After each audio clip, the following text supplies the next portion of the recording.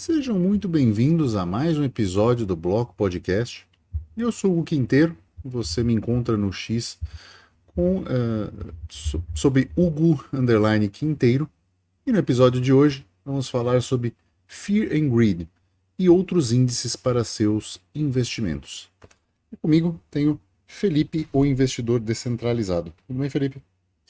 Tudo tranquilo. Vamos falar de uma coisa que a gente não costuma falar, né? Que é essa.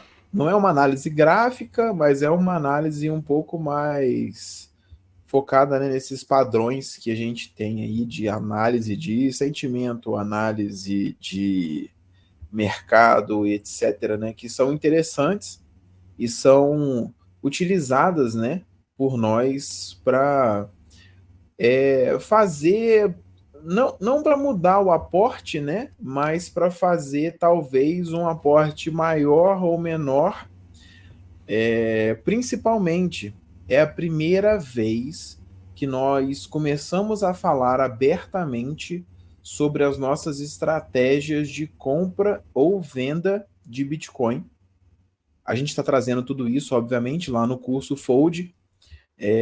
A gente está fazendo essas aulas para lá, estamos trazendo as métricas que a gente usa, como que a gente avalia tudo isso e abrindo o jogo de coisas que a gente avalia para fazer essas compras, pesar ou não a mão, é só DCA que eu faço? Você vende? Que horas que eu vendo? Então a gente vai trazer, né, tudo isso. A gente ainda está produzindo as aulas, elas ainda serão lançadas no curso, mas serão disponibilizadas apenas no Fold. Sim, e essa coisa mais momento a momento no nosso grupo, onde os alunos do curso têm acesso ou quem quiser pagar, né? Você pode pagar uma mensalidade para estar nesse Discord. Então fica a alternativa e o link está aqui embaixo, né? Correto. E olha só, um detalhe muito legal. Eu estava abrindo o Discord e olhando o nosso canal de sinais, né? Que o canal de sinais é só para quem é prêmio lá no Discord. Ou seja, quem é aluno de algum curso ou quem paga a mensalidade, né? E aí eu estava olhando os meus aportes e eu mandando lá, ó, DCA em 57, DCA em 56, DCA em 50 e pouquinho, sabe? E aí é bom que você olha, tipo assim, fala, pô, tá vendo? Sabe, agora que subiu, todo mundo que vai falar em comprar. Mas tá vendo quando tava baixinho, sei lá, 2 semanas, uma semana atrás, e que tava todo mundo na dúvida, será que vai bater em 48? Não sei o que vai fazer. Cara, gente, Pois tem é. motivos, aí tá tudo lá. E assim, falando do primeiro, né? O Fear and Greed. Você sabe quais são as métricas desse indicador? Eu sei que ele é bem famoso, assim, eu chego há muito tempo, mas eu não sei exatamente o que ele utiliza para Você dar fala esse para número. calcular o feeling, Pra... para te dar aquele valor final, Isso, né? é. Tá. Vamos lá. A gente também, só para constar, né, tem de forma gratuita, para você que quer saber um pouco mais sobre essa métrica, um artigo no nosso Substack, denominado Fear and Greed Index, claro, que você vai achar informações como essa também, super interessante. Por favor, deixe um like, se inscreva lá. O Substack é totalmente gratuito, tá? Então, é o mínimo que você pode fazer, é se inscrever para eu entender que as pessoas querem ver isso mais. Mas falando de Fear and Greed, a gente tem alguns detalhes que precisam ser avaliados, que são avaliados, na verdade, para te dar o resultado do Fear and Greed. O Fear and Greed, só para constar, ele é uma escala, né? Que vai de 0 a 100. Sendo 0 medo extremo, 100 ganância extrema, né?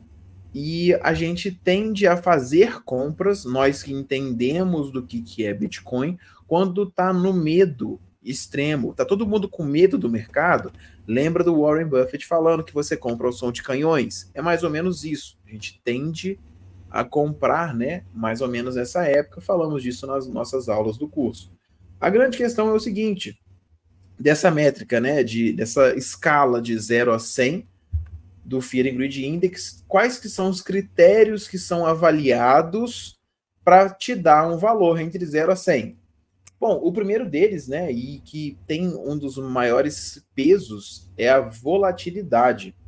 Ele compõe 25%, né, do peso dessa métrica, e ele vai medir a volatilidade do Bitcoin naquele momento e vai comparar com os valores médios dos últimos 30 e 90 dias.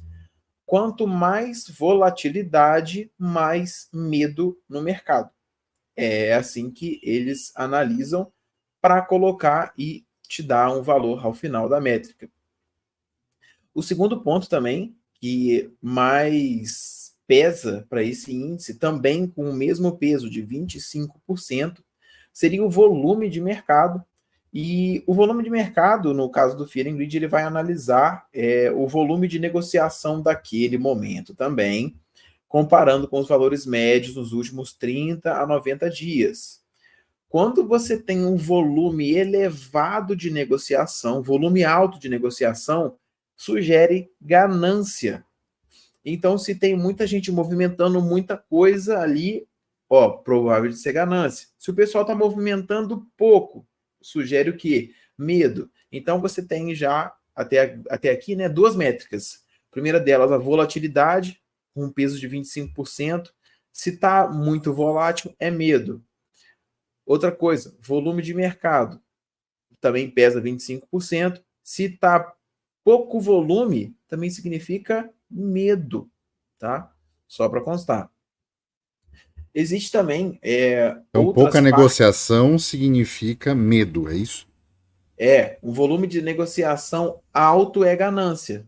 Tem muita gente no mercado movimentando muito, entendeu? Entendi. Então, menos movimentação sugere menos gente, né? Sugere menos pessoas participando.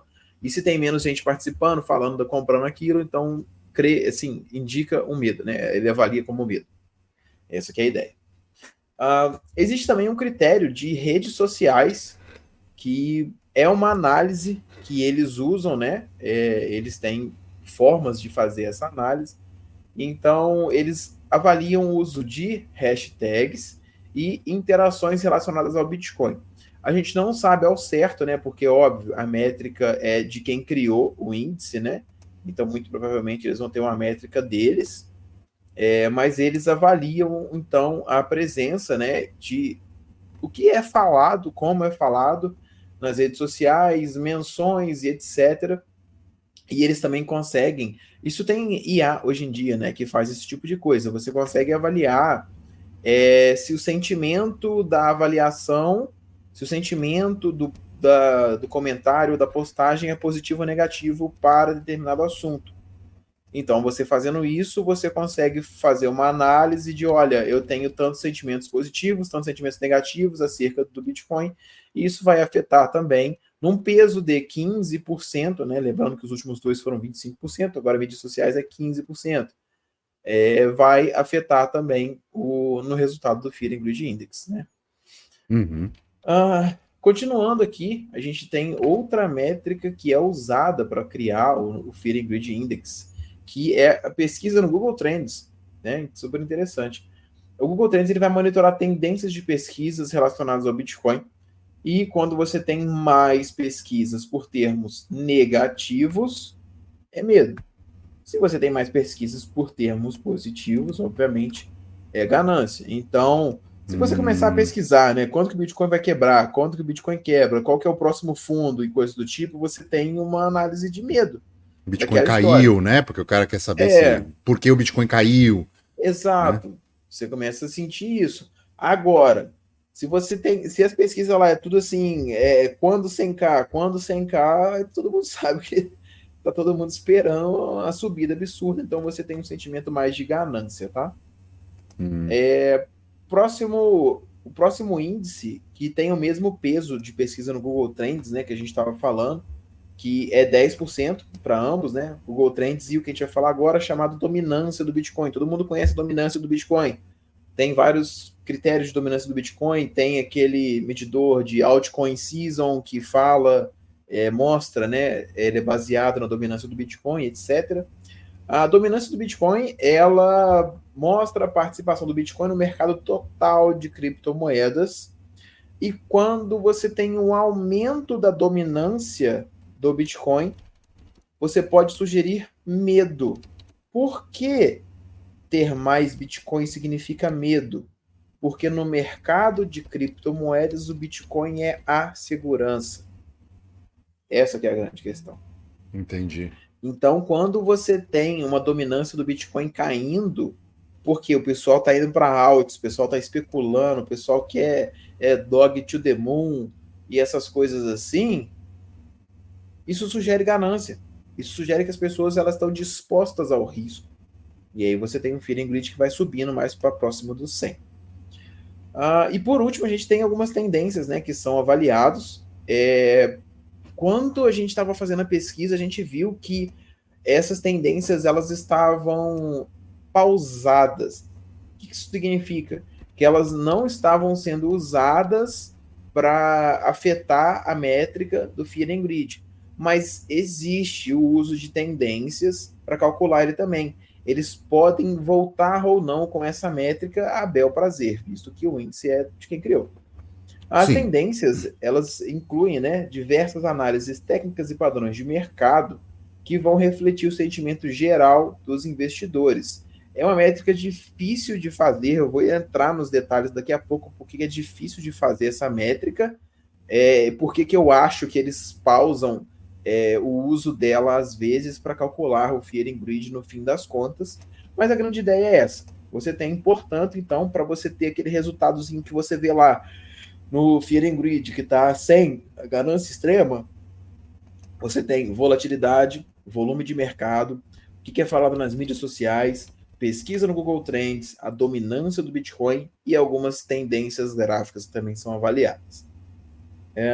Falei muito, você quer falar alguma coisa, cara? Não, tô acompanhando a tua linha aqui. Mas é assim, não é. O Fear and Greed não é uma. Assim, eu vejo normalmente momentos muito baixos realmente significam compras e momentos de muita ganância geralmente significam venda. Mas eu nunca me debrucei sobre o estudo deles, assim. Eu sou muito DCAzeiro, sabe? Então, São poucas coisas que eu dou olhada, sabe? Eu também sempre fui. Mas a grande questão, né, do uso das métricas que a gente está trazendo agora e tal, incluso, né, o Fear and Greed é um deles. O uso dessas métricas, ele tem me ajudado muito, principalmente assim, cara, conversa com os meninos do Cripto TV, eles são tudo retardados com esse negócio de altcoin e tal, eles sempre sabem alguma coisa que está subindo. E eles veem muito esses dados, e aí eu comecei a me abrir para isso. Porque para mim também era o quê? Era o DCA. Quanto que é o seu DCA? É R$50 por dia. Beleza, é R$50 por dia. Vambora. Pronto. Só que aí eu comecei a ver, né, essas métricas desses meninos e é o que a gente, né, sim, já conversou, né? Tudo bem, não quero expandir muito porque eu acho que eu vou falar até demais, assim, vou me delongar demais. Mas assim, é aquela coisa que a gente já falou. Eu não deixo de fazer meu DCA, mas eu consigo ganhar mais em momentos que são mais propícios. Pronto. Foi até o que eu trouxe aqui, né, no nosso Discord fechado, canal de sinais, tá lá. Uhum. Os DCAs pesados, tudo aqui em 55, 55. Vê se tem algum DCA lá em 60 e tantos. A gente tá em 63 agora. Porque tem outras métricas que estão me mostrando que, pô, era interessante. Então foram feitos DCAs mais pesados lá. Eu lucrei mais com isso. Não impede meu DCA de agora, tá? Não impede. Mas, é mais ou menos essa a ideia. Eu tendo a ver coisas um tanto macro, acho que notícias, né? E acho que é legal essa coisa do Fear and Greed, que ele vê notícias, né? Ele vê efetivamente o que as pessoas estão pesquisando sobre o assunto. Porque, no final das contas, é uma ação humana, né? Por mais que a gente tenha ordem de compra, ordem de venda, coisas automatizadas, né? Quebrando certas barreiras de preço, onde você efetivamente sabe que se quebrar aqui vai ter grande venda, ou se subir para cá vai ter mais compra ainda. Mas você ainda tem a ação humana muito importante nisso, né? Não, a ação humana é o principal, eu diria, né, para qualquer análise. Porque assim, eu não gosto de padrões gráficos, tá? Eu não consigo entender padrões gráficos, talvez porque eu seja burro, sei lá, mas, mas eu não gosto de avaliar o padrão gráfico para fazer análises de compra e venda, porque o padrão gráfico, para mim, ele representa uma coisa que foi, algo que aconteceu. Ele não pode ser, ele não é preditivo de nada. Taleb fala isso, tá?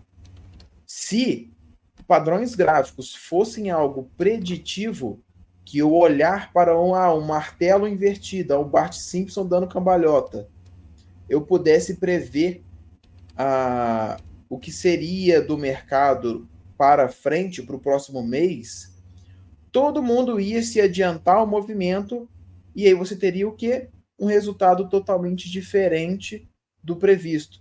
Então, esse mercado, ele não é preditivo.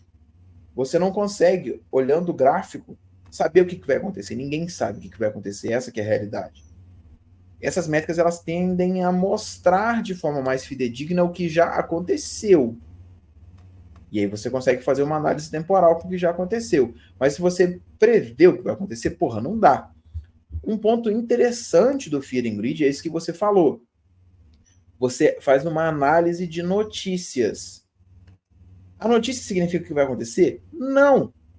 Mas você já começa a pegar, talvez, algumas nuances que não poderiam ser vistas em padrões gráficos, que ainda não foram de fato compradas ou vendidas, ou que ainda não foram realmente, o pessoal não comprou a ideia e não fez a movimentação, mas está sendo falado e noticiado. Então, é interessante, é interessante avaliar esse tipo de coisa. Para mim, né? Eu acho. Sim, tem um potencial antecipatório, né? É um potencial. Você nunca vai conseguir ser preditivo, né? Mas é um bom potencial. Sim. É, de, de, de índices, assim, eu sempre que eu uso para olhar é geralmente a média móvel de 200 dias. Tem outras também, eu gosto de fazer o 80, né? E normalmente Aham. quando a média móvel de 80 cruza a de 200 para cima, você tem um período de tendência de alta. Quando ela cruza para baixo, ou seja, que ela fica menor que a média móvel, a média de 80 fica menor que a média móvel de 200, você tem uma tendência de baixa um pouco mais prolongada. Essa é uma das coisas que eu utilizo para compra. Também utilizo aquele MVRV, né, que é o valor realizado pelo valor É uma de mercado sobre o valor realizado. realizado. São duas coisas que eu utilizo. E também aquilo, né? Assim, vou comprar. Olha o preço. Esse preço é o maior preço dos últimos 6 meses? É. Será que eu preciso mesmo comprar agora? Né? Como tá? Aí eu vou olhar o outro resto. Ah, é o maior de 6 meses, mas tá começando a cair, então aguarda um pouco. Ou ainda tá numa pancada de subida e tá todo mundo feliz da vida, né? Todas as questões em cima de falar bem, vai aprovar um outro ETF, tá em beiras. Aí talvez seja um momento de compra. Até pensando num trade de alguns dias, né? Pode ser um momento interessante, mas não, não me pauto sobre isso para fazer as compras, sabe? Não tenho essa Eu também acho que não deveria. ortodoxia, sabe? Não, eu também acho que não deveria, sabe? Você não deve se pautar nisso, fazer compra. Porque o DCA, ele é rei nesse sentido, porque ele funciona. Porque ele te dá um melhor preço médio, porque ele é isento de acontecimentos ou não políticos. Cara, quem iria imaginar que teria um atentado contra o Trump? Sabe? Não tem Sim. como você prever isso. Não tem notícia que preveja isso. Não tem índice que preveja isso. A movimentação gráfica. Você me lembrou um negócio. Eu acho engraçado como. Tipo, acontece um troço desse, o Bitcoin dá uma porrada pra cima, aí o cara fala, como dito na semana passada, realmente estava numa faixa pra cruzar pra cima. Ah, pá, mano, não, né? Não. Você sabe que teve um evento maior que influenciou, né? Pelo amor de Deus. Exatamente. É o que eu falo. Você não pode confiar 100% nesse índice para você assim, não.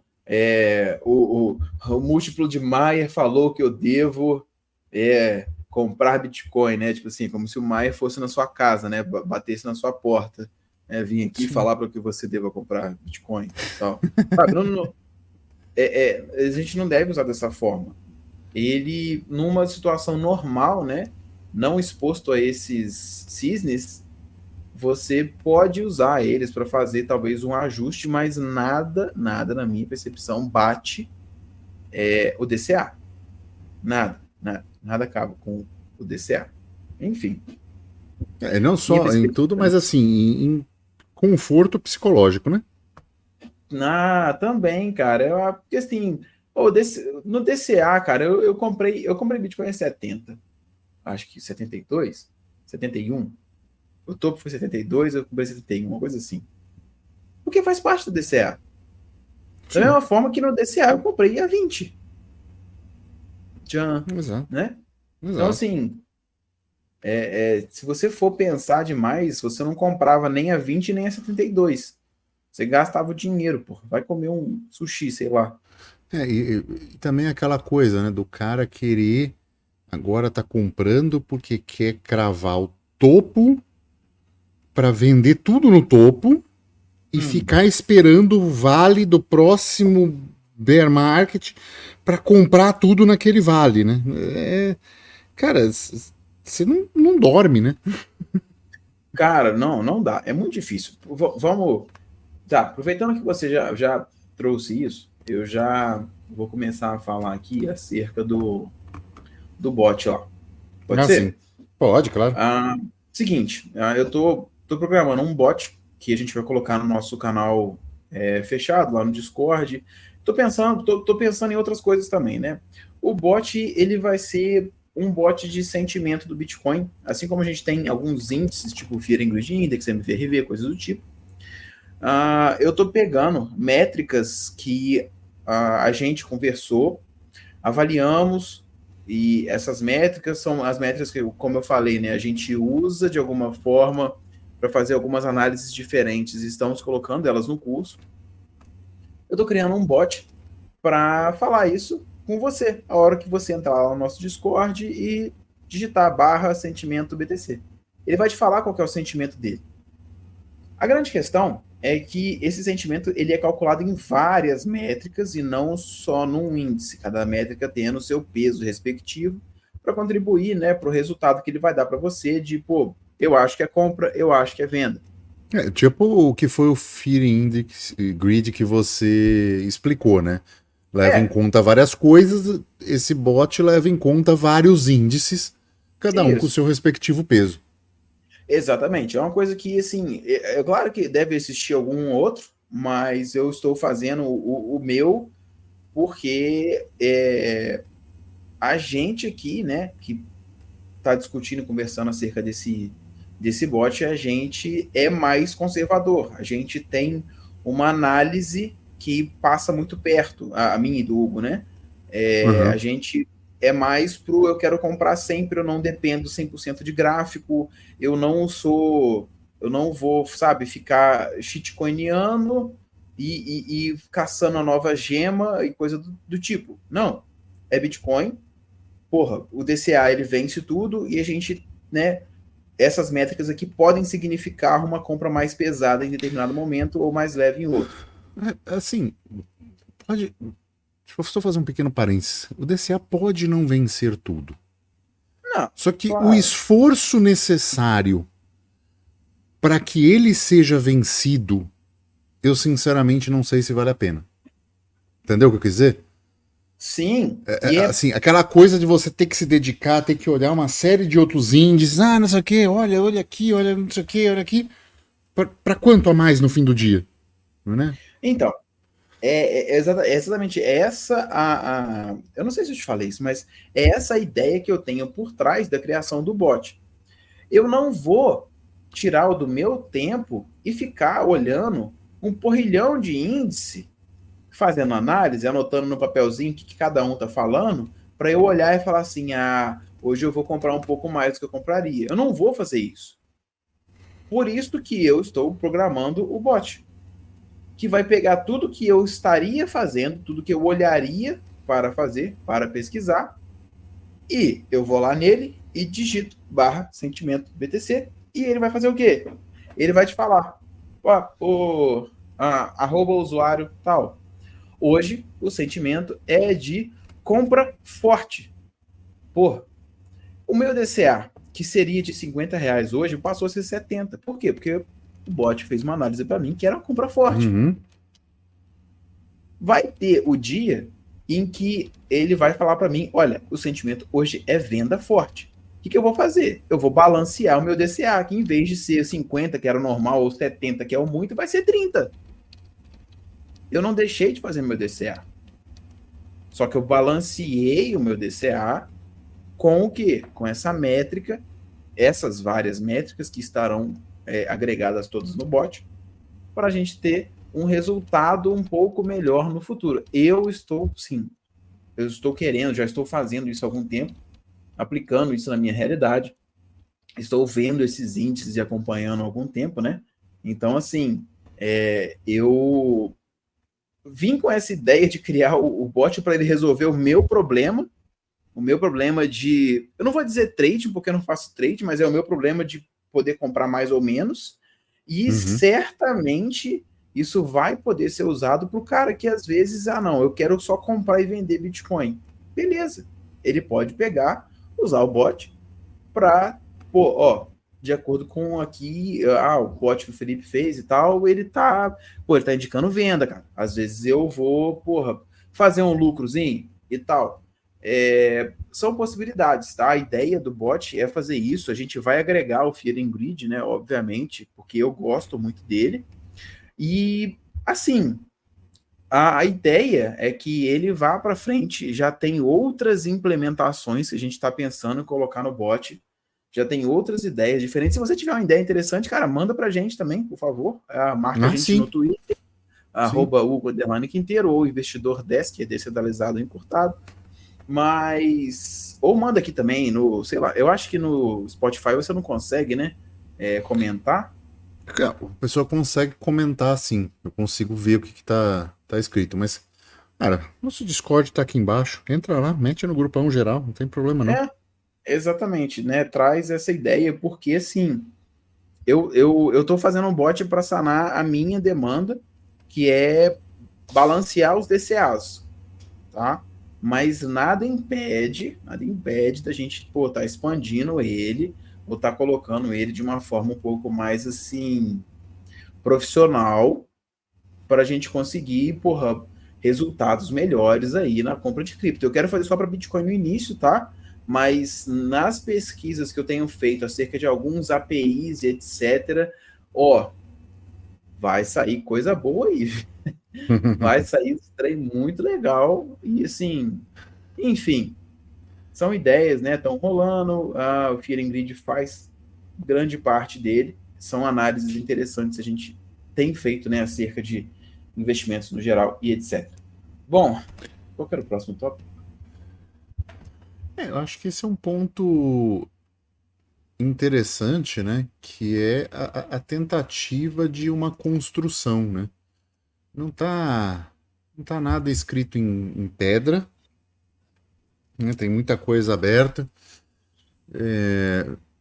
Tem a vontade de pessoas de não ter que ficar abrindo um monte de tela e ficar pensando um monte de coisa dentro daquilo que olha sempre. Se puder automatizar isso e ter um resultado final já do tipo, olha, compra provável, beleza. Não, melhor não comprar. Ah, beleza, vou segurar um pouco. E acompanhar isso ao longo das horas, sabendo que já é alguma das coisas que a gente já olha, já leva na escolha, eu acho que é de grande ajuda, certo? A ideia realmente é essa. É um trabalho que, pô, tá, uma análise que eu faria talvez uma vez na semana ou uma vez a cada 3 dias, que é olhar, né, essas métricas. Igual eu falei, eu não fazia isso antes, é uma coisa que eu tenho feito recentemente, por isso da ideia do bot.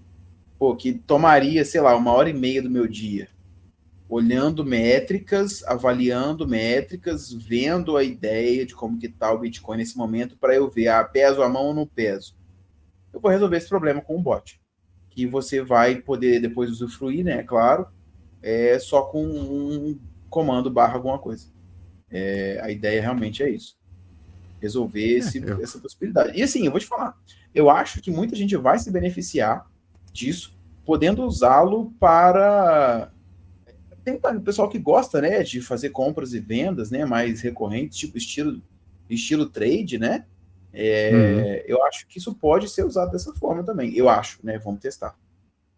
Eu até te mandei aqui sugestões, né, que a gente tá gravando, eu te mandei sugestões para você fazer algumas coisas no bot e mostrar, porque aí você consegue pegar esse dado e talvez treinar uma IA nele, né? Só para fazer textos e tal, e que ela só para fazer essa predição de preço, né?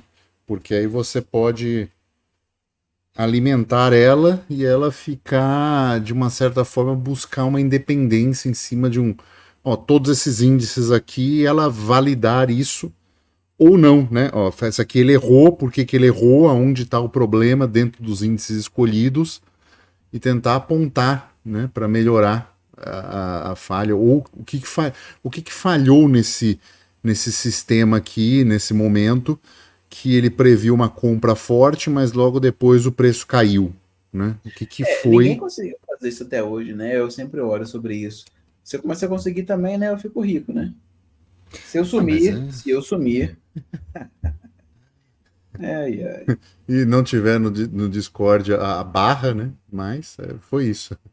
Sim, mas assim, tentar deixar alguma coisa nesse sentido para tentar um aprendizado, né? Um machine learning. Pode ser, pode ser interessante para ele errar menos ao longo do tempo, né, cara? Ele não precisa acertar 100% das vezes, mas se ele fizer 80-20 já é maior que todo mundo do mercado. Pior que é mesmo. É uma briga por errar menos, né? Esse é o grande quê? Como É, como eu volto na área do fitness para falar de treinamento. Treinar para chegar ao máximo de uma performance humana é errar menos, não é acertar mais. é, é. Faz sentido. Vamos testar, fazer isso. Vamos Sim, seguir a nossa luta para ficar rico, né? é claro. Ah, Vamos para a nossa cara, notícia? vamos, deixa eu abri-la aqui. Não tem muito a ver com Fear and Greed Index, nem com ganhar dinheiro, tem a ver com o futuro do Brasil. Ah, Drex será importante para a economia tokenizada, afirma CEO da AB Cripto.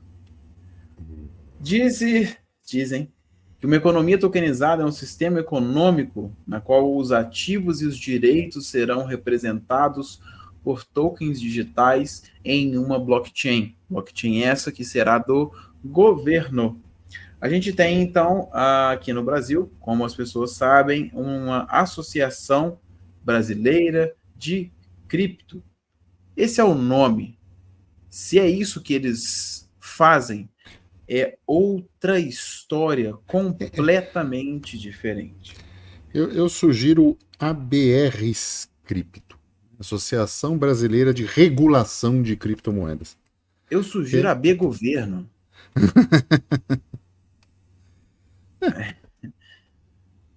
que a única coisa que Porque eles fazem sistematicamente é pedir mais Estado.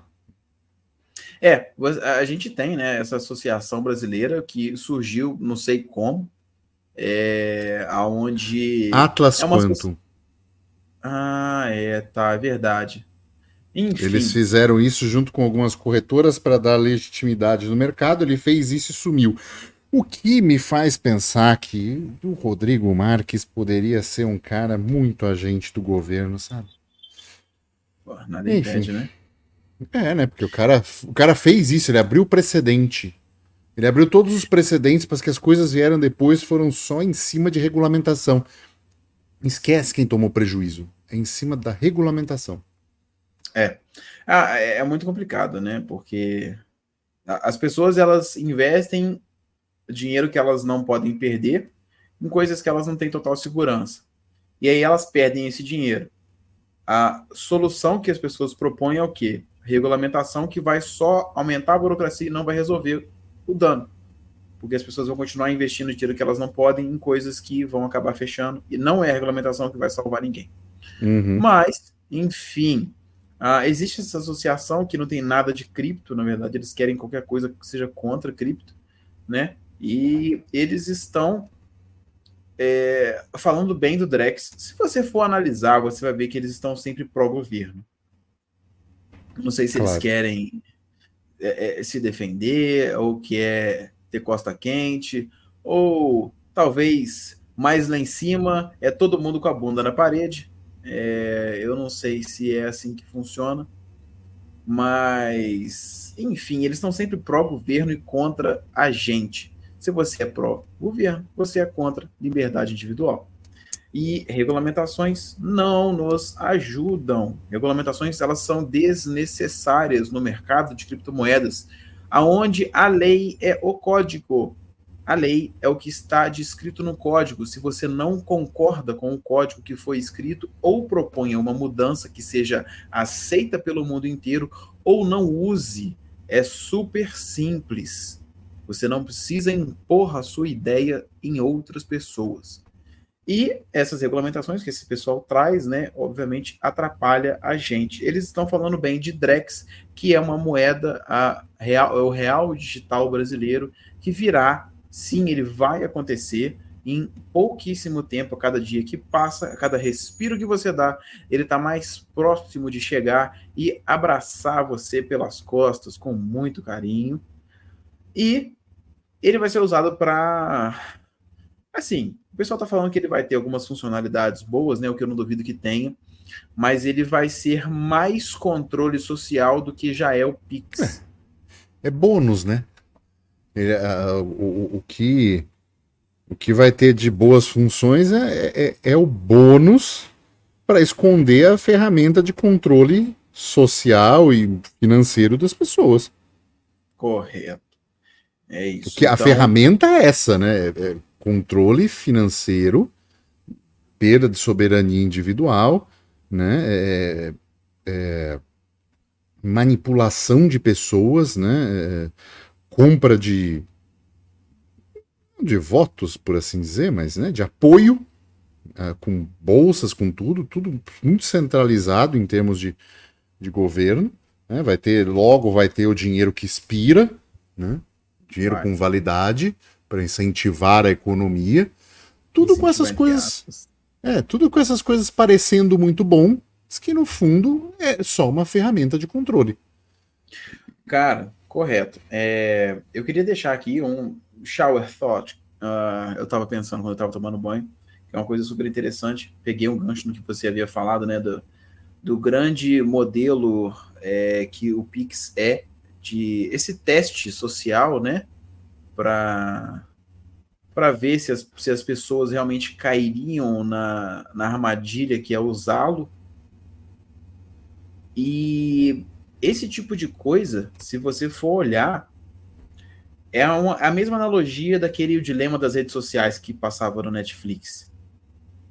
Se o produto é de graça, se o recurso lá é de graça, o produto é você. Sim. Quando você usa Twitter, Instagram, Facebook, etc., eles são de graça. Por que eles são de graça? Porque o Não, produto é eu você. pago. Não, para, eu sei. Você paga porque você é influencer, né? A gente paga, mas assim, a gente paga e mesmo assim a gente é produto. Sim, tá, tudo bem, mas você entendeu, né? O resto do povo não paga. Sim. A grande ideia é que O produto é você porque o que é usado, né? O que é usado para monetizar é o seu dado. É o que você gosta de pesquisar, é o que você lê, é o que dá engajamento, é com o que você interage. Então, o Mesmo, produto ali é você. numa situação ética, esse produto é assim porque é dessa maneira, é sabendo como você interage com a rede, as suas preferências, que os anúncios vão sendo direcionados, né? Assim, também não vamos falar que a mídia social toda é ruim, horrível e pega os seus dados de forma perversa. Ela pega os seus dados para Não, vender para anunciantes, dado as suas preferências e segmento. Então você é esse produto, eles estão estratificando as suas preferências para indicar de forma mais eficiente para anunciantes. sim, não tá errado, não tô falando que tá errado, tô falando que, assim, quando o negócio é de graça, você que é o produto, essa que é a ideia. Uhum.